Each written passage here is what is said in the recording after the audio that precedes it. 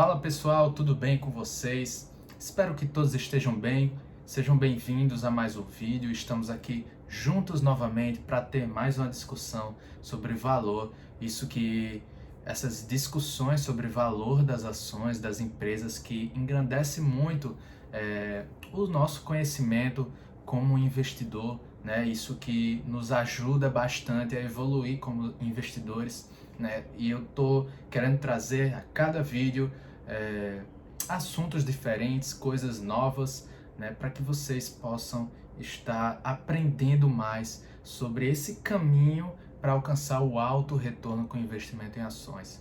Já que nós investimos, né, nós devemos buscar chegar a um alto retorno, fazer o nosso patrimônio render da melhor forma possível. É isso que nós buscamos aqui, tá? E para alcançar esse nosso tão desejado objetivo, nós precisamos nos apegar a uma ferramenta, esse veículo que vai nos levar a esse destino que nós tanto desejamos, que é o alto retorno, a alta rentabilidade das ações. Esse veículo se chama valuation. É o processo em que eu determino o valor dos ativos, o valor das ações. Eu vou calcular, eu vou tentar estimar o preço justo que eu deveria pagar por uma determinada ação, certo? O valor intrínseco dela, quanto realmente ela vale, né? Ela está sendo negociada a um determinado preço na Bolsa de Valores, mas talvez ela tenha um valor bem diferente daquele preço. Então, pessoal, vamos começar aqui a nossa discussão. Para eu determinar o valor de um ativo, eu tenho diversas opções, né? Eu tenho diversas maneiras de fazer esse valuation. Eu tenho, inclusive, um modelo que se chama fluxo de caixa descontado. Esse é o principal modelo porque ele se baseia naquilo que a empresa gera, né? Faz muito sentido, é o que faz mais sentido. Ele é a determinação do preço justo de um ativo baseado no que esse ativo gera. E esse modelo ele é mais utilizado para investimento a longo prazo, certo? Existe outro modelo que é o valuation por múltiplos, que ele é mais utilizado em análises de curto prazo. Porém, o fluxo de caixa descontado, eu acho ele melhor, né? Porque o nosso objetivo é estar investindo ao longo prazo. Não que o valuation por múltiplos seja ruim, mas o fluxo de caixa descontado é aquele que vai capturar um maior período de tempo. E nós sabemos que as empresas elas são muito vencedoras no longo prazo.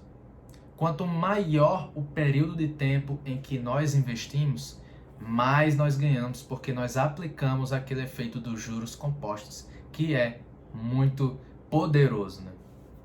Então, sem mais delongas, vamos falar aqui sobre o assunto do vídeo, certo? Esse assunto que eu vou trazer, o indicador de receita sobre capital investido, ele é como se fosse um atalho, certo? Porque nós vamos ver daqui a pouco que nós encontramos alguns problemas no valuation e o uso desse atalho, né, dessa nova ferramenta, ele vai nos ajudar a ultrapassar essas barreiras que são impostas, né? Essa dificuldade, né? Ele é uma solução para algum determinado problema que vocês vão entender já já, certo? Mas eu quero construir aqui uma linha de raciocínio, um caminho lógico para que a gente possa seguir e chegar até o objetivo final desse vídeo, que é aprender a calcular esse indicador de receita sobre capital investido, certo? Então, para eu chegar nesse ponto principal, eu preciso percorrer um determinado caminho, explicando diversas coisas, para que vocês tenham a base do conhecimento e possam discernir aí tudo que eu vou falar sobre receita, sobre capital investido, tá? Então, vamos começar.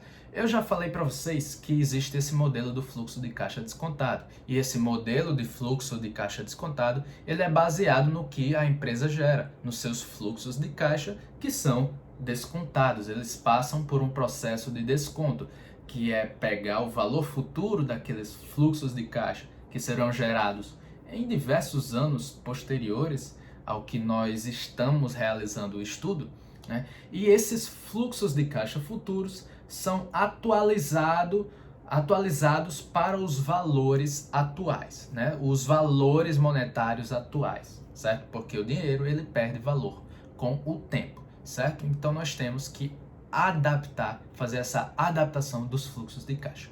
Pessoal, se o meu modelo ele se baseia no que a empresa gera, e o que a empresa gera está incluso o seu lucro líquido, certo?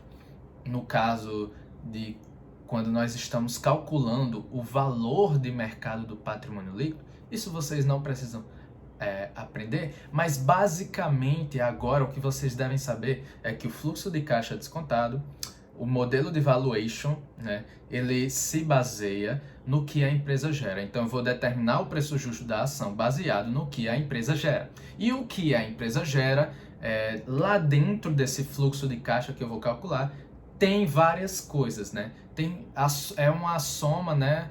Um cálculo de vários elementos, né? Que vai ser lucro líquido, né? CAPEX, depreciação, mas o lucro líquido é o fatorzinho importante aqui pra gente hoje, certo?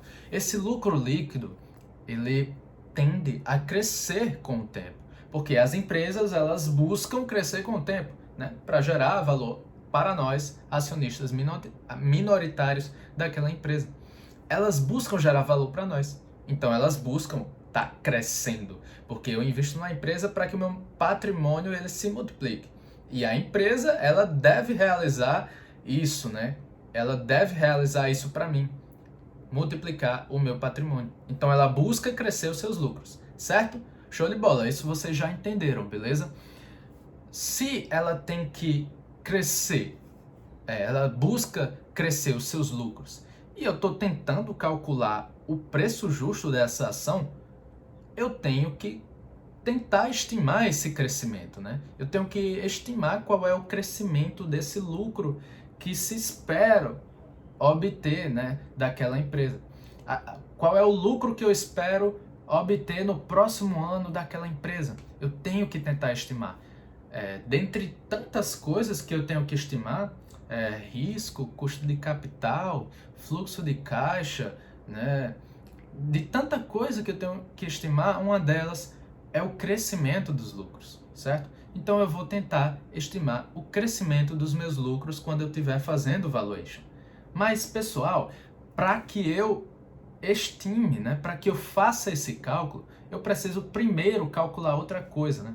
Porque o crescimento, eu expliquei em um vídeo anterior, alguns vídeos talvez, eu expliquei que para eu calcular o crescimento dos lucros, para eu calcular essa taxazinha de crescimento, eu tenho que saber o ROI da empresa, que é o retorno sobre o patrimônio líquido, e tenho que saber quanto do lucro líquido aquela empresa reinveste nos seus negócios. Porque para eu crescer, eu preciso reinvestir. Eu preciso abrir mão de alguma coisa. Para você que é estudante, por exemplo, para que você cresça, você precisa estudar. Para você evoluir, você precisa estudar, você precisa praticar, você precisa fazer diversas coisas, abrir mão do seu tempo, abrir mão do seu dinheiro para fazer cursos, especializações. Os profissionais também, da mesma maneira, então nós precisamos abrir mão de alguma coisa para crescer. As empresas são do mesmo jeito, elas precisam abrir mão daquilo que ela gera, né? De parte daquilo que ela gera, né? Muitas, vai depender aí de cada empresa, né? Do seu foco de crescimento, elas que vão analisar os seus mercados, vão determinar se é viável que elas investam muito ou pouco. Cada uma tem a sua estratégia, mas o que você precisa entender é que as empresas elas precisam reinvestir em si mesmo, nos seus negócios, seja com crescimento orgânico, né, otimizando os seus negócios atuais, seja investindo em sistemas, né, para que isso aconteça, ou de um crescimento inorgânico, abrindo novas lojas, dependendo aí do negócio do que a gente está falando, ou comprando, adquirindo outras empresas, né, para incorporar aos seus negócios, criar aí crescimento, né? o crescimento é isso, eu preciso reinvestir. Então eu preciso estimar quanto aquela empresa reinveste no seu negócio, para que eu calcule o crescimento daquela empresa. E o nosso foco não vai estar agora em crescimento, certo? O foco maior da nossa discussão é no reinvestimento, tá? Por quê? Reinvestimento, para você que não sabe, ele é calculado pelo CAPEX, certo? Menos a depreciação, mais a variação do capital de giro não monetário. Basicamente são esses fatores, né? Em algumas situações que você não precisa estar sabendo agora, mas se você assistir o meu vídeo sobre fluxo de caixa livre do acionista, você vai entender, né? Em outros casos, quando eu estou calculando esse fluxo de caixa livre do acionista, eu preciso adicionar aí a emissão de dívida e o pagamento de dívida, né? Mas basicamente, né, seja para fluxo de caixa livre do acionista, seja para fluxo de caixa livre da firma, o reinvestimento, né, basicamente ele consiste em CAPEX, depreciação e variação do capital de giro não monetário, certo? Basicamente são esses fatores aí que eu vou usar para calcular o quanto a empresa reinvestiu em determinado ano, tá? Mas aí é que está a questão. Onde é que surge a dificuldade que eu falei lá no início do vídeo? A dificuldade surge exatamente nesse momento do cálculo do reinvestimento. Esse cálculo que eu acabei de explicar. Quando eu vou usar esse cálculo para algumas empresas, eu encontro alguns problemas, porque quando eu vou calcular minha variação do capital de giro não monetário, eu tenho que calcular, pegar o valor de estoques, valores a receber, valores a pagar. Só que algumas empresas, elas não trabalham com muito estoque.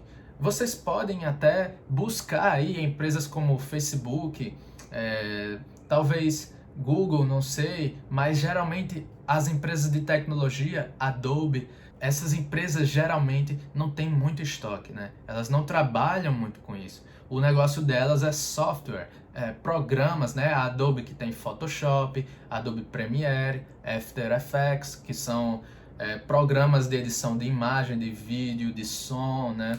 Então a Adobe trabalha com isso. Ela não tem um estoque, né, de produtos físicos. Ela trabalha com esses programas, né, esses softwares. É basicamente uma venda online, né? Que as pessoas vão lá na internet, pagam e elas podem baixar agora o programa depois de pagar. Não é o modelo de negócio da Adobe não funciona com estoques. Então eu não vou ter como calcular o reinvestimento dessa forma. Mas tem uma solução para isso, né? A solução para isso é o receita sobre capital investido. É um indicador de receita sobre capital investido, certo? Só para ressaltar ainda, pessoal, existem algumas empresas que também não investem muito em ativo imobilizado, né? Algumas empresas que não precisam estar comprando galpões logísticos, abrindo lojas, adquirindo terreno. Existem empresas que não trabalham muito dessa forma, que não precisam de tanto espaço físico assim, que não precisam de uma indústria, né, física ali, bem posicionada naquele lugar. Existem empresas que não são assim, né? Uma empresa que cresce assim com espaço físico, por exemplo, é a Walmart, por exemplo, né? A Walmart, existe também, vamos dizer, alguma empresa ligada a supermercado, né? Pão de Açúcar, Açaí, né? O Grupo Mateus. Existem empresas que trabalham dessa forma, abrindo lojas, né? Tem a Centauro, tem a Renner, Riachuelo.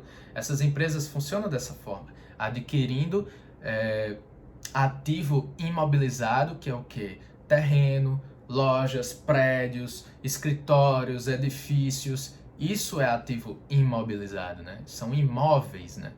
Então, essas empresas funcionam dessa forma. Só que outras empresas não funcionam tanto assim, né? Elas não precisam estar tendo vários escritórios, né? Várias coisas desse tipo. Elas não investem em ativo imobilizado. Então, vai ser difícil também estimar o reinvestimento dessas empresas. Porque o reinvestimento no modelo, no negócio dessas empresas, não consiste em ativo imobilizado, é em outras coisas, né? Ativo intangível, sistemas, programas de computador, né? Existem outras coisas nas quais essas empresas investem, tá bem? Então a solução para esses casos, né? Você nem precisa, na verdade, usar isso somente como solução para esses problemas. Você pode usar esse método de cálculo do reinvestimento para todas as empresas, para todos os valuations que você for fazer, certo? Então vamos logo aprender aí o que é a receita sobre capital investido, certo? Esse indicador, esse indicador que é uma divisão, né? Um fator, né? De receita sobre capital investido. Então como é que eu faço esse cálculo, como é que eu vou usar ele, né? Porque o objetivo, vocês já sabem, é calcular o reinvestimento. Então, vamos primeiro saber como calcular ele e depois como usar ele, tá bom? O indicador de receita sobre capital investido, o nome próprio já está dizendo, é receita sobre capital investido. O que é receita? É a receita líquida, né, das vendas de produtos e serviços que a empresa realiza. São as operações dela, certo? E o que é capital investido? O capital investido vai ser o patrimônio líquido, porque o patrimônio líquido é o capital dos acionistas investido naquela empresa, né? O patrimônio líquido, que é calculado como ativo menos passivo, né? Então seria o patrimônio líquido da empresa mais a dívida bruta que ela tem, os seus empréstimos, financiamentos, debêntures emitidos, né? Menos o caixa e equivalentes. Esse é o capital investido total, né, na empresa. Isso é tudo o que a empresa tem investido, né? E como é que eu vou calcular então, né? Vai ser a variação da receita, ou seja, a receita em um determinado ano menos a receita no ano anterior, dividido pelo capital investido em determinado ano menos o capital investido no ano anterior. É assim que eu vou calcular a minha razão de receita sobre capital investido, né? Que em inglês ficaria, né? Seria o Sales to Capital Ratio, certo? Então, esse fator eu vou calcular dessa forma, né? Só que não é legal eu pegar esse indicador, né, e fazer somente para um ano, de um ano menos o anterior, dividido pelo capital investido do ano atual menos o anterior. Seria legal eu fazer esse cálculo para 5 anos, né? Preferencialmente os 5 anos anteriores. Você pode fazer também para 10 anos, só que é muito provável que 10 anos atrás a empresa fosse muito diferente do que é hoje, né? É esperado que em 10 anos a empresa ela mude bastante. Então 5 anos fica um período de tempo bem legal, bem razoável aí para você utilizar para o cálculo do seu indicador de receita sobre capital investido. E aí, quando eu calcular isso, né? Já eu vou fazer um exemplo de cálculo para que vocês possam entender. E aí, o que é que significa, né, esse indicador? Pessoal, por exemplo, se o meu indicador der 2, ele significa que a cada R$1 que eu reinvisto na minha empresa, né, eu vou gerar R$2 de receita. Então, se o capital investido em um ano 1 é R$1.000 e no outro ano é 2.000, certo? Eu vou gerar aí, vocês vejam que ele mudou de um ano para outro em R$1.000. A variação foi de R$1.000. Então, se a minha razão de receita sobre capital investido for 2, significa que a cada R$1 que eu reinvisto na minha empresa, né, a cada R$1 que eu aumento de capital investido, eu vou gerar 2 de receita. Então, se variou R$1.000 de capital investido, eu vou ter aí um aumento de 2.000 na minha receita. Eu vou ter um aumento da minha receita, certo? E para que eu encontre depois o novo lucro líquido, basta eu multiplicar pela margem líquida, né, que eu vou estimar para a minha empresa. Que você pode até olhar a margem líquida histórica, né? Geralmente as empresas não variam tanto, dependendo do negócio, né? Elas não variam tanto a sua margem de lucro líquido, certo? Então, vamos aqui para um exemplo bem prático, né? Vamos aplicar esse conhecimento na prática para que a gente possa entender melhor, certo? Pessoal, vamos dizer que eu tenho uma empresa, certo? E a minha empresa, no ano 2000, ela lucrava, né? Na verdade, ela tinha uma receita líquida de 10 milhões de reais. No outro ano, 2021, ela teve um aumento da receita, né, de 15 milhões. Na verdade, a receita foi para 15 milhões. Então, a variação da receita aí foi de 5 milhões, porque é 15 do próximo ano, 2021, menos os 10 milhões do ano de 2020, certo? Então, a variação da minha receita foi de 5 milhões, certo? Anota aí. Agora, no capital investido, eu vou ter que calcular também, né?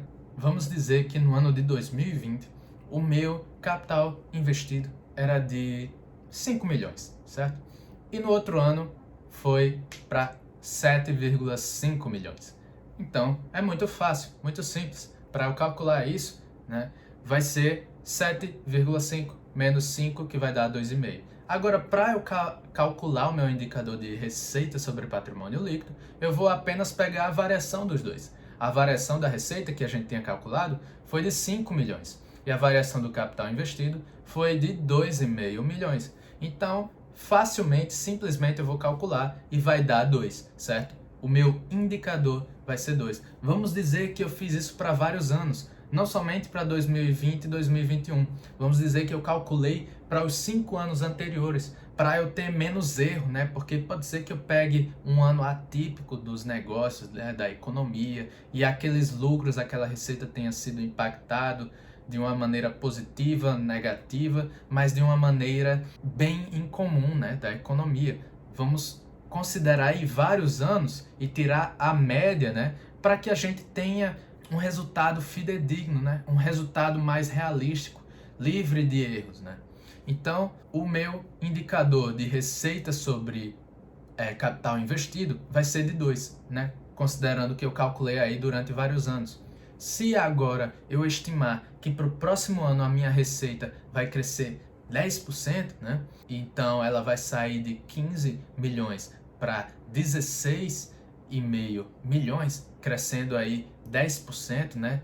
Então, se ela aumenta em 1,5 milhões, quer dizer que eu investi metade, porque a cada R$1 que eu invisto, eu ganho 2 de receita. Assim, só para constar, esse indicador de valor 2 é muito bom, certo? Normalmente a gente espera aí um pouco acima de 1, mas o valor 2 é muito bom. Significa que a sua empresa implementa o capital dela, reinveste muito bem, certo? Porque você reinveste R$1 e ganha 2 de receita. Isso é ótimo, tá? Então, quer dizer que eu vou reinvestir 750 mil reais e vou gerar 1,5 milhão de receita, certo? É assim que funciona, é assim que eu vou usar o meu indicador de receita sobre capital investido, de vendas sobre capital investido, né? É o Sales to Capital Ratio do inglês, tá bom? É um método muito famoso de calcular o reinvestimento, né? Muito simples. O primeiro passo é você estimar o crescimento da receita para o próximo ano, né? Você ainda não sabe o quanto é aquela receita. Você vai pegar a receita atual e multiplicar por esse crescimento da receita. Como é que eu vou estimar? Você pode olhar o histórico de crescimento da receita da empresa, certo? Você pode utilizar isso, né? Utiliza aí o histórico de crescimento da receita nos últimos 5 anos, tá? E fica tranquilo, não tem nenhum problema usar isso. E depois você vai calcular o seu indicador dos últimos 5 anos de receita sobre capital investido. Depois que você estimar o crescimento da receita do próximo ano em reais, aí você divide pelo seu indicador de de receita sobre capital investido. Então, dessa maneira, você vai obter o quanto a empresa precisa reinvestir, em média, para ela obter aquele crescimento de receita. E para que você partir da receita e chegar ao lucro líquido, basta você multiplicar pela margem líquida, que você também pode tá olhando no histórico da empresa, tá certo? Pessoal, então a conclusão disso, né? Como é que eu vou usar isso ao meu favor, né? Uma maneira mais fácil de calcular o reinvestimento. Você não vai precisar pegar cada valor de estoque, valores a receber e valores a pagar, fazer todo aquele cálculo do reinvestimento que eu expliquei e chegar ao valor do reinvestimento, né? Você tem esse outro método. E isso aí é uma maneira mais simples, né? Mas é uma maneira bem funcional. Isso não vai deixar o seu valuation, preço justo, pior do que seria antes. Não, na verdade, é uma ótima maneira de se calcular, certo? Não tem nenhum problema, ele não tem tanto erro, basta você ser consistente no que você vai calcular, pegar os valores corretos, certo? Então, isso aí vai nos possibilitar chegar bem ao valor intrínseco da ação. Isso vai nos proporcionar alto retorno na bolsa de valores, certo? Sempre investindo no longo prazo, sempre investindo em valor. Só o valuation não vai lhe dar esse alto retorno. Você tem que buscar empresas com vantagens competitivas, empresas bem geridas, com bons negócios, negócios com perspectiva de crescimento, né? Então, não é só essa parte técnica, né? Você tem que ter toda essa outra parte da história da empresa, tá bom? Então, isso é valuation. Isso é o que vai nos levar ao valor intrínseco das ações, tá bom? Muito obrigado por ter acompanhado esse vídeo até o final. Espero que você possa tirar sua dúvida nos comentários. Estou aqui para isso, estou aqui para ajudar, para lhe acompanhar, para te levar, né, te ajudar a chegar ao alto retorno com ações, tá bom? Deixa o seu like, compartilhe o vídeo, se inscreva no canal. Valeu, pessoal, e até a próxima.